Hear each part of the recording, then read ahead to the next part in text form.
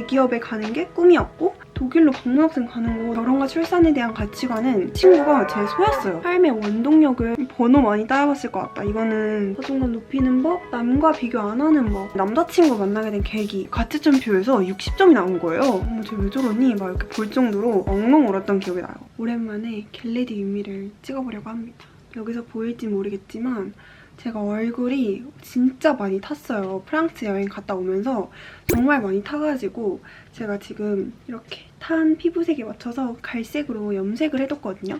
그래서 그 갈색에 맞춰서 오늘은 진짜 오랜만에 웜톤 메이크업을 해보려고 합니다. 가을도 오고 있고 하니까 한번 해보면 좋을 것 같았어요. 오늘 메이크업을 하면서 같이 수다를 떨면 좋을 것 같아서 인스타 무물로 듣고 싶은 이야기를 적어달라고 했는데 많이 적어주셨어요. 뭔가 이런 거 읽을 때 뭐부터 읽을지가 가장 고민이 많이 돼요. 다크서클 먼저 지워볼게요. 기동이들 중에서 저 다크서클을 조금 커버를 많이 했으면 좋겠다 하시는 분들이 있어서 이 팔레트를 구입해봤는데 근데 문제는 브러쉬를 구매를 같이 안 한 거예요. 그래서 약간 아마추어같이 커버를 해볼 예정입니다. 다음에 브러쉬를 제대로 구비를 해서 다크서클을 커버를 해볼게요. 이거 몇 번 사용해봤는데 컨실러로 메이크업을 가리는 게 진짜 도움이 많이 되더라고요. 일단은 제 가치관에 대한 얘기랑 저의 근황, 지금 저한테 가장 중요한 요소 이런 거에 대한 질문이 좀 많았어요. 그리고 베이스는 P35 누드 스웨이드 사용해줄게요.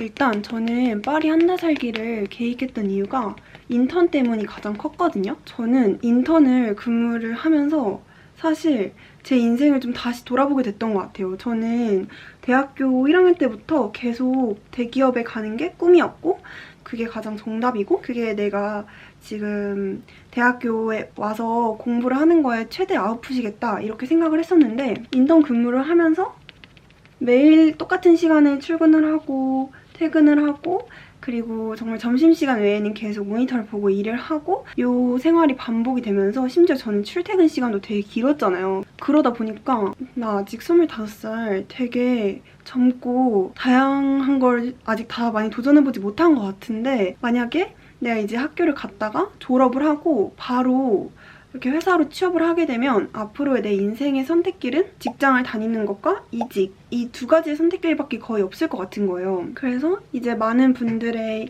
얘기도 듣고 하면서 조금 더 공부를 해보고 싶다 이런 생각도 들었고 경험을 아직은 많이 해보고 싶었고 그리고 손이 이렇게 까만 이유는 물론 여기 메이크업을 올려서도 있지만 제가 얼굴이랑 이쪽에는 선크림을 좀 많이 바르고 다녔는데 손이나 이 팔 이쪽에는 선크림을 안 바르고 다녀서 색상 차이가 좀 큰 점 양해 부탁드릴게요. 그리고 4년으로 끝내기에는 이 제 전공에 대해서 제가 완전히 전문 지식을 가지고 있다고 확신하지도 못했고 40대, 50대 이렇게 된다면 이제 좀 경제적으로는 자유로워지고 여유로워질 텐데 대신 그때는 이제 저에게 좀 책임감도 있고 제가 책임져야 될 것들이 많아지면서 시간적 여유는 부족해질 거란 말이죠. 그래서 돈이 아무리 많아도 뭔가 시간상 경험을 다양하게 못 해보는 삶을 살 것 같은데 그러면 지금이라도 뭔가 내가 하고 싶은 거는 조금 미루지 말고 할 수 있을 때 그때그때 해보자 이런 생각이 들었어요. 그래서 이제 인턴 끝나고 그 다음 뭐 인턴을 구할 때까지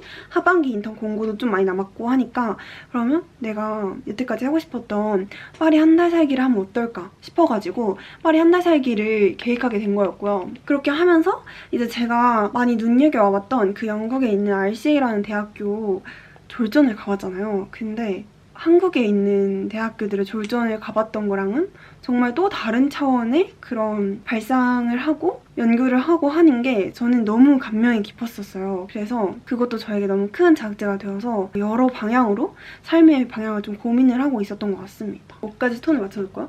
아이브로우는 이거 코스놀이 이지드로우 다크 초코. 그래서 막 여행을 한 달 살기 하고 이런 게 비용적으로 부담이 되면은 전 친구가 했던 방법도 너무너무 좋은 방법이라고 생각을 했거든요.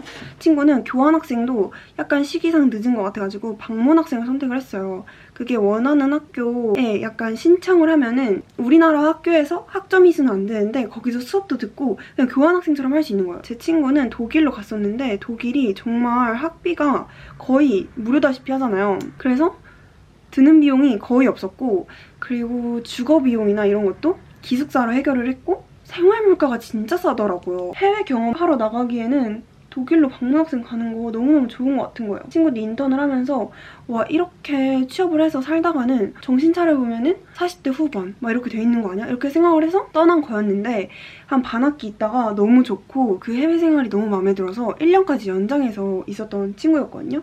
그래서 그 친구는 지금 해외에서 잡을 구할지 고민을 하고 있다고 하더라고요.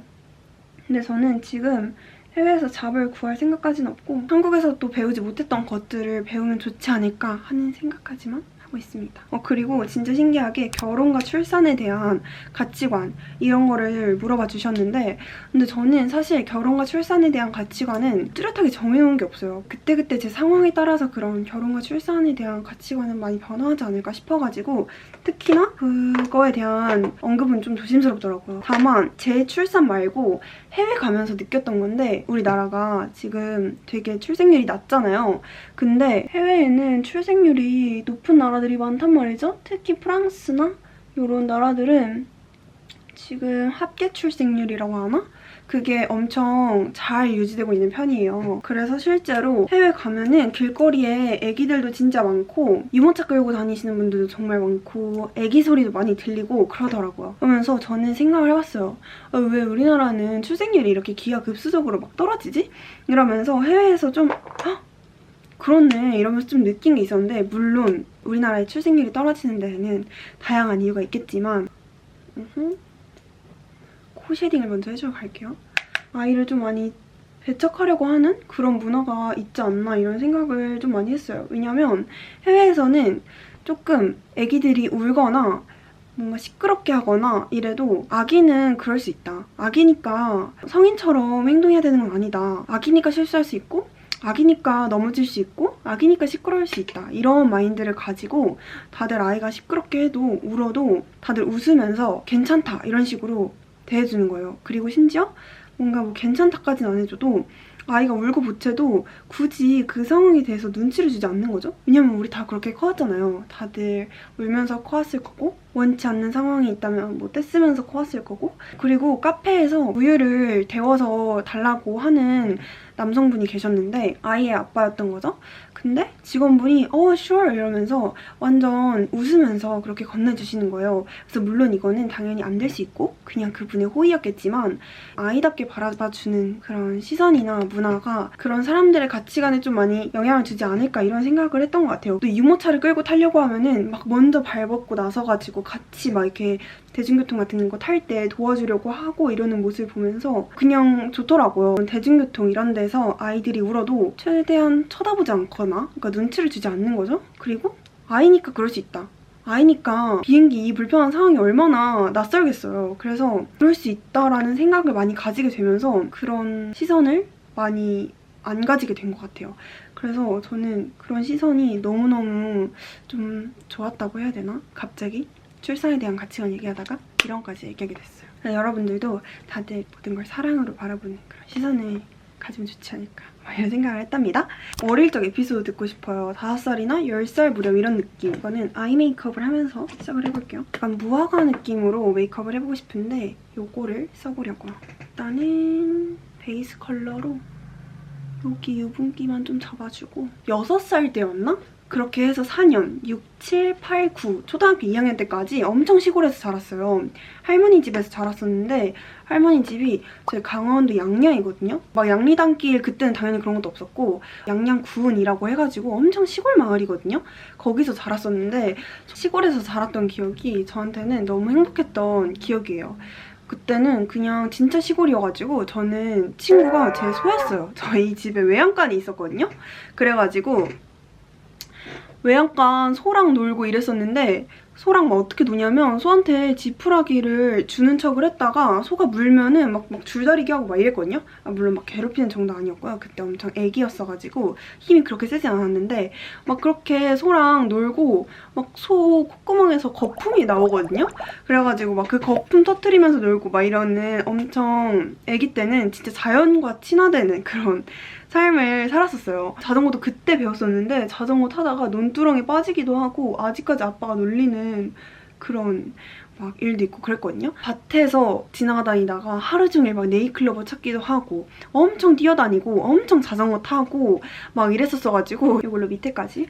근데 그때 아마 그런 하체 근육이 다 발달되어 있지 않나 싶어요. 그래서 막 겨울에는 양양이 눈이 엄청 많이 오거든요. 그때 어려서 그랬나? 제 허리까지 쌓이는 그런 폭설이 온 적이 있어요. 그때는 이제 아빠가 주말에 와가지고 미끄럼틀을 만들어줬거든요. 그 눈으로. 그래가지고 이렇게 미끄럼틀하고 이렇게 계단까지 만들어주는 엄청 자연으로 놀이기구를 만들어준 거죠. 그래서 진짜 모든 걸 다 자연으로 놀았던 것 같아요. 맨날 바다 가서 놀고 막 그랬던 기억이 있어요. 그때부터 뭔가 여행하고 막 이런 게 좋아졌던 건가? 그러다가 이제 초등학교 3학년 10살 때 도시로 다시 이사를 가게 됐는데 그때부터는 제가 학원을 거의 한 6개를 다닌 거예요. 중국어, 영어, 수학, 플룻, 피아노, 발레 막 아무튼 정말 별의별 예체능을 다 했어요. 그러다 보니까 저는 그때부터 이제 약간 그렇게 즐거웠던 기억은 거의 없고 그냥 저냥 이렇게 살지 않았나 이런 기억이 있거든요. 그래서 그때 할머니랑 함께 했던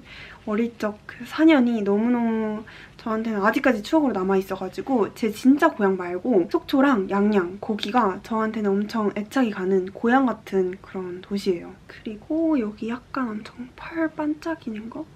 이걸로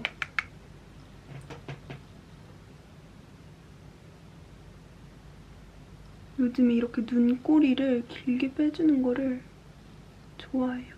그래서 저는 어릴 때 진짜 시골 경험이 너무너무 값지고 그랬어가지고 사실 진짜 도시에서만 살면 도시촌놈이라고 자연의 그 즐거움을 모르면서 자랄 수 있거든요.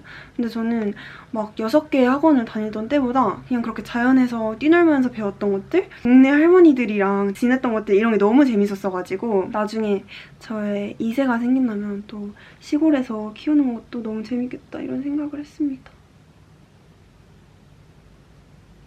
그리고 삶의 원동력을 진짜 많이 물어봐 주시더라고요.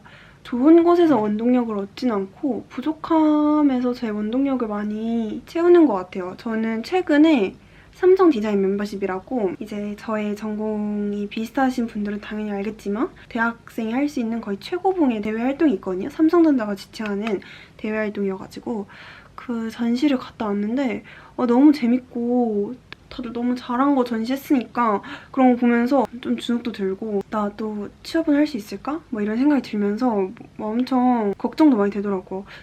제 자신을 돌아봤는데 뭔가 너무 부족한 것 같고 막 이런 거예요. 아, 공부를 엄청 열심히 해야겠구나. 약간 이런 생각이 들었던 것 같아요. 제 부족함을 통해서 원동력을 많이 찾지 않나.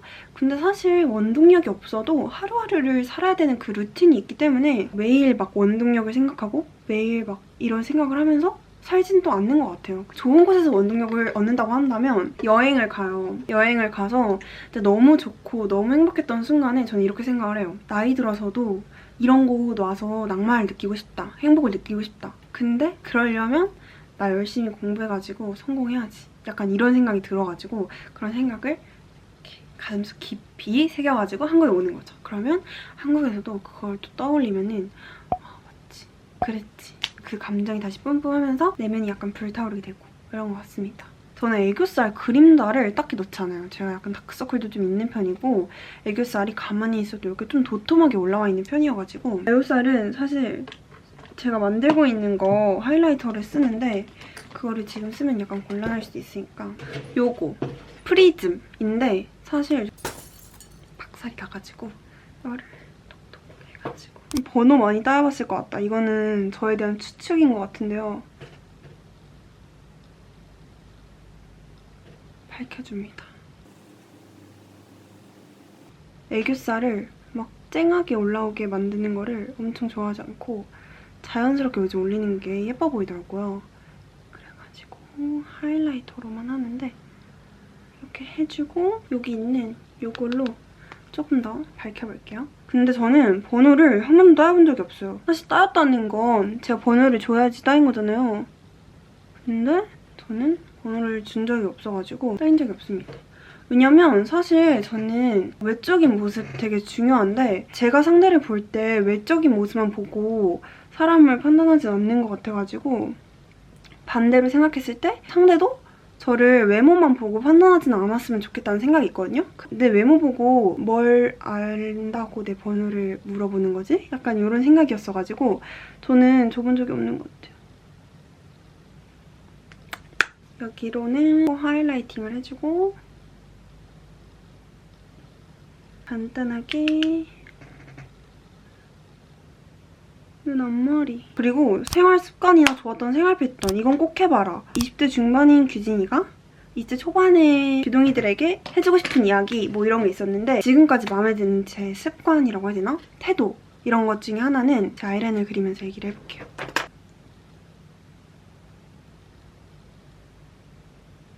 저는 사실 20대 초반부터 생각을 해보면 제가 무언가를 하기로 한 거에 대해서 포기를 잘 해본 적이 없거든요. 가장 사소한 예를 들어보면은 시험 기간에 다른 과목 공부를 하다가 만약에 교양 공부를 진짜 막 1회독도 못했어요. 근데 다음날 시험이야. 근데 막 이미 전공 때문에 한 3일 밤새가지고 너무 힘들어. 막 이런 상황이어도 저는 근데 난 할 수 있어. 근데 나는 어떻게든 해낸다? 약간 이런 마음을 가지고 뭐 밤을 새서라도 내가 불만족하는 상태로 끝내지 않고 어떻게든 끝냈어요. 근데 그게 좀 여러 번 쌓이니까 나중에는 근데 나 어떻게든 해내잖아. 약간 이런 게 제 마인드 속에 있으니까 그러니까 어떤 일을 했을 때 그거를 성공으로 끝낸다가 아니라 어떤 일을 하려고 일을 벌였을 때 완료한다. 이런 자신감이 생긴 거예요. 그래서 약간 살다 보면은 포기하고 싶은 순간들이 좀 있거든요. 예를 들면은 뭐 일주일 동안 3시간씩 자고 이걸 다 끝내야 된다? 아 못하겠다 막 이렇게 생각이 들 때가 진짜 많은데 그럴 때마다 생각을 하는 게 근데 나 항상 결국엔 해냈잖아 생각을 하면서 물론 이게 막 인턴 하고 싶어 합격했다 막 이런 게 아니라 그냥 근데 결국에 다 끝냈잖아 이런 자신감이 있으니까 저 스스로도 뭔가 포기하지 않게 되고 아 모르겠다 그냥 자버리자 이렇게 하게 되지 않게 되고 근데 어떻게든 끝내니까 나 이번에도 안 자고 하면은 할 수 있을 거야 이런 약간 자신감이 계속 이렇게 축적이 돼가지고 결국 지금도 이렇게 좀 포기하지 않게 되고 중간에 잘 끝내는 그런 생활 습관이 형성이 되지 않았나 싶어요. 블러셔 약간 모브한 느낌 써주고 싶어가지고 네이밍의 홀드 이거 써볼게요. 그리고 또 엄청 많이 주신 질문이 자존감에 대한 얘기랑 자존감 높이는 법, 남과 비교 안 하는 법 이렇게 많이들 물어봐 주셨는데 저는 사실 좀 약간 특이 케이스인 게 제가 어렸을 때부터 뭔가 그 죽음이라는 거에 대해서 남들과는 좀 다르게 많이 공포감을 느껴왔어요. 내가 여기 지구에서 사라지는 것 자체가 너무 무서운 거예요. 그래서 그런 생각을 하면은 아 이게 공포심이구나 이런 걸 느낄 만큼의 감정을 좀 많이 느끼는 편이었는데 그런 걸 이제 좀 달리 생각을 해보면 일단 제가 태어나서 제 마음대로 이렇게 움직일 수 있고 제 마음대로 생각할 수 있고 가 이렇게 있는 거잖아요. 실존이. 그랬을 때 너무 신기한 거예요. 그냥 내가 태어난 게 신기하고 내가 어떻게 만들어졌지? 이게 너무 신기하고 그러면은 내가 있는 것 자체가 너무 행복한데 내가 이렇게 태어났는데 또 내가 한국에 태어났어. 이거 너무 감사한 일인 거예요. 감사한 일 하나둘씩 생각을 해요.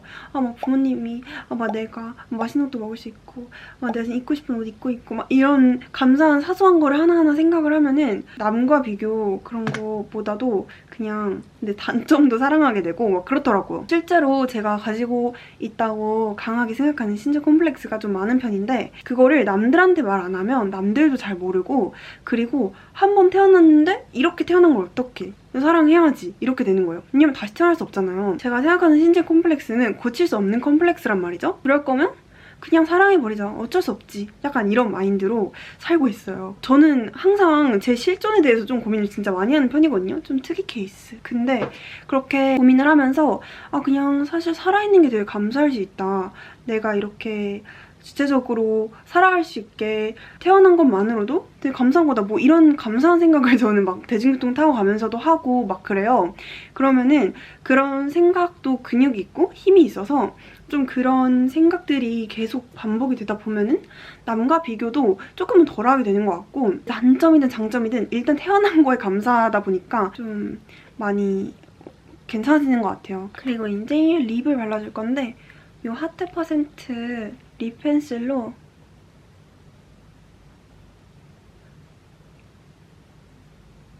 원래는 되게 진한 색 쓰는데 오늘은 별로 진한 색 안 쓰고 그냥 입술만 확장시킨다는 느낌으로? 어머 세상에나 여러분, 제가 아이 메이크업을 다 안 끝냈잖아요. 저 마스카라는 걸 깜빡했어요. 떠들어버리다가. 저는 무조건 온열브러우로만 마스카라를 해줍니다. 그리고 사실 남자친구 만나게 된 계기, 이거에 대해서 많이들 물어봐 주셨는데 이거를 좀 웃길 수 있지만 제가 생각을 막 혼자 해봤어요. 그리고 리허설 해봤단 말이죠. 여러분들한테 썰을 들려줘야 되니까 혼잣말 하면서 약간 준비를 해봤는데 맞아, 막 첫 만남 때 그랬지, 막 처음 막 연애 때 그랬지 막 이러면서 저 혼자 막 감수성에 취해가지고 다음에 말해드려야겠어요. 그때 기억이 막 새록새록 나면서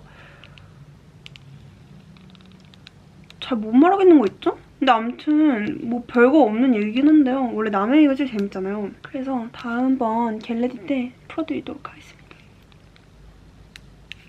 진짜 온열뷰러 안 쓰시는 분들은 왜 안 쓰시는 건가요? 전 너무 좋거든요. 배터리를 갈아 끼운 지 얼마 안 됐을 때는 호닥닥 해줘야 되는데 저는 갈아 끼운 지 좀 오래돼가지고 이렇게 여러 번 찝어줘도 엄청 찝히거나 하진 않아요. 언니는 첫 사회생활 하셨을 때 힘든 점이나 하기 싫은 일을 해야만 했었을 때 어떻게 하셨나요? 하기 싫은 일은 회사 일이거나 뭐 이랬으니까 해야 돼서 어쩔 수 없어서 그거는 뭐 별로 안 그랬는데 제 모든 걸 유튜브에 얘기할 수가 없잖아요. 왜냐면 제 상사분이 이걸 보실 수도 있고 실제로 보셨어요. 인턴 브이로그에는 굉장히 막 너무 재밌고 막 파이팅 넘치고 막 이랬었는데 저도 힘든 일이 있었고 했단 말이죠. 그때 막 야식도 엄청 많이 먹고 그때 맨날 퇴근하고 와가지고 할 일이 있는데도 불구하고 맥주 마시고 막 이랬잖아요. 그래서 그냥 먹는 걸로 스트레스를 풀었던 것 같아요. 근데 그러면 안 그래도 직장 때문에 스트레스 받는데 막 살찌고 다음날 더부룩하고 더 스트레스 받는 거예요. 그렇다고 뭔가 직장에서 나오자마자 그 생각 잊어버려 막 이런 것도 저한테는 통하지 않았어요. 그 마인드를 좀 외우기 시작했는데 누군가 저를 싫어해요? 이러면은 그래, 너가 날 싫어해봤자 내 인생 얼마나 달라지겠니? 이렇게 하면서 진짜 진심으로 제가 뭐 드라마의 주인공이 된 것 마냥 그렇게 외워주면은 사실 진짜 인생이 별로 달라지는 게 없더라고요. 그렇게 생각을 하면서 해탈을 하면은 좀 삶이 편해지는 것 같아요. 그냥 내 맘 알아주고 위로해주고 이렇게 그냥 이렇게 토닥여주는 것만으로도 막 눈물이 왈칵 나오거든요. 그래서 그냥 그런 위로에 또 위안을 얻고 살아가고 뭐 이랬던 것 같아요. 사회생활 힘들죠.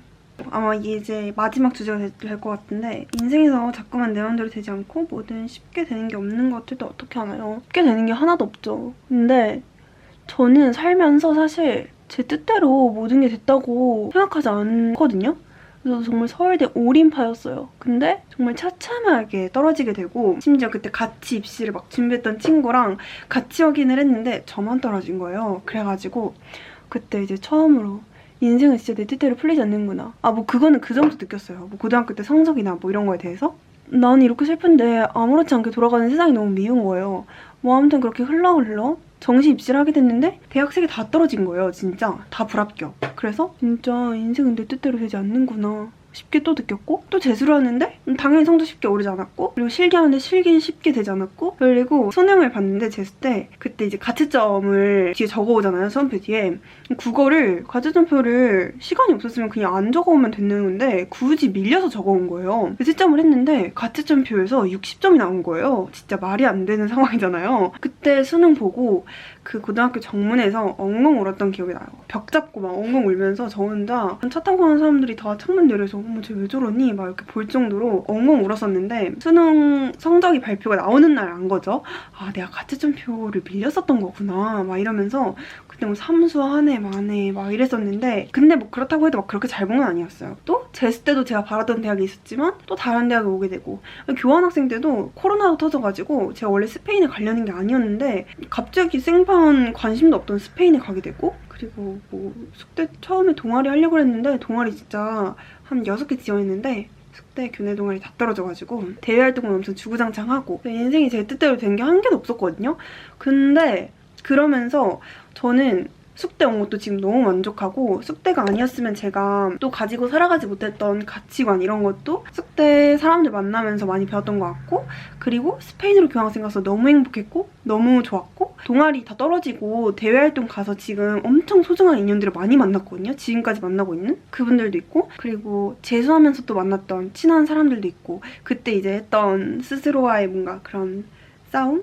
이런 경험도 엄청 좋게 남아있고, 그래서 지금 돌아보면은 인생이 내 뜻대로 풀리지 않는다고 해도 또 거기서 찾아오는 기쁨이나 뜻하지 않은 인연, 뜻하지 않은 행복, 이런 것 때문에 또 인생은 또 예상치 못하게 행복하게 살 수 있다, 이런 말을 하는 것 같더라고요. 물론 뜻대로 안 되면 당연히 좀 좌절하게 되고 좀 원망하게 되고 슬퍼할 수 있겠지만, 또 지나고 보면은 그에 따른 또 좋은 게 같이 찾아오긴 하더라고요. 그래서 너무 비관적으로만 생각하지 않으셔도 될 것 같다는 그런 저의 짧은 의견이었습니다. 립은 이렇게 발라줄 건데 페리페라 거 발라줄 거거든요. 특히 이거 페리페라의 어쩔 체리, 이거는 제가 진짜 반년 넘게 쓰고 있는데 너무 잘 쓰고 있고, 인턴 때도 이거 데일리로 들고 다니면서 엄청 잘 썼던 틴트거든요. 어떤 메이크업을 하든 생얼이든 메이크업을 한 얼굴이든 다 잘 어울리는 그런 데일리템인데, 이게 저뿐만 아니라 다른 분들도 엄청 많이 좋아하시나 봐요. 이게 런칭되고 1년 4개월 만에 270만 개가 판매됐다고 하더라고요.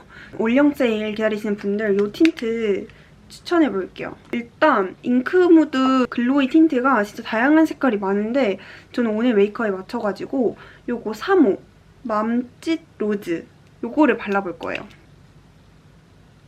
요렇게 약간 무화과 느낌의 로즈 컬러인데, 이런 글로시 립 중에 뮤트 톤을 되게 잘 빠진 립들을 찾기가 되게 어렵더라고요, 저는. 근데 이게 진짜 색깔이 예뻐요. 그래서 가을 웜 뮤트한테 엄청 추천을 하는데,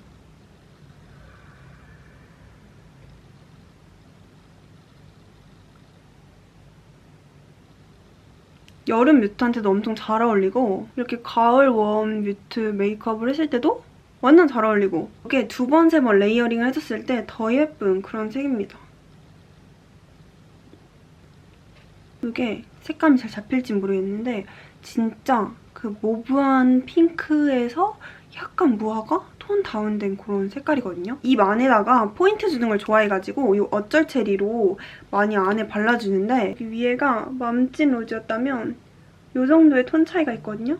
그래서 여기 안쪽에다가 이 어쩔 체리 색상으로 레이어링을 하면은 좀 더 그윽한 느낌으로 좀 더 입술이 도톰해 보이고 탱글하게 연출할 수 있어요. 저는 심지어 여름 쿨톤이다 보니까 이 어쩔 체리를 단독으로 바를 때가 진짜 많은데, 이거는 이렇게 안쪽에 레이어링해서 발라줘도 예쁘고 풀콧으로 발라줘도 엄청 예쁘더라고요. 쿨톤이라면서 잘 어울리는 그런 핑크피 체리 색상인데 진짜 맑고 되게 근데 또 라이트하지도 않게 딱 체리 색상 그 자체인 색깔로 너무 예뻐가지고 모든 톤이 다 잘 쓸 수 있는 색깔이지 않을까 싶어요, 이거. 그래서 이거는 되게 맑고 글로우한 제형인데도 밀착이 되게 잘 돼서 찐덕거린다는 느낌이 거의 없고 촉촉하게 유지가 잘 되더라고요. 그래서 뭔가 페리페라 하면은 약간 립장인이다 이런 느낌이 있잖아요. 그래서 되게 믿고 쓰는데, 이거는 되게 광택도 진짜 예쁘고 색도 너무 예뻐가지고 진짜 완전 만족하는 그런 제품이에요. 그래서 이거는 오늘부터 올영에서 프로모션 가격으로 할인된 가격에 만나볼 수 있다고 하는데, 국민템인 만큼 다들 할인 가격에 개태가 됐으면 좋겠어요. 그래가지고 저의 메이크업도 이렇게 끝이 납니다. 그래서 딱 어머? 완전 지금 무슨 약간 규사마 느낌?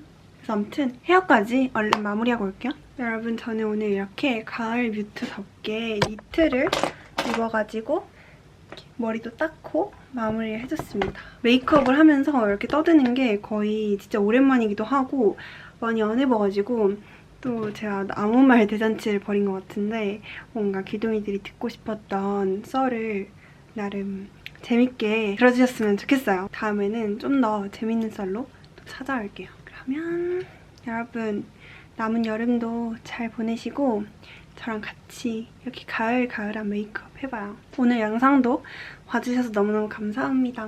안녕.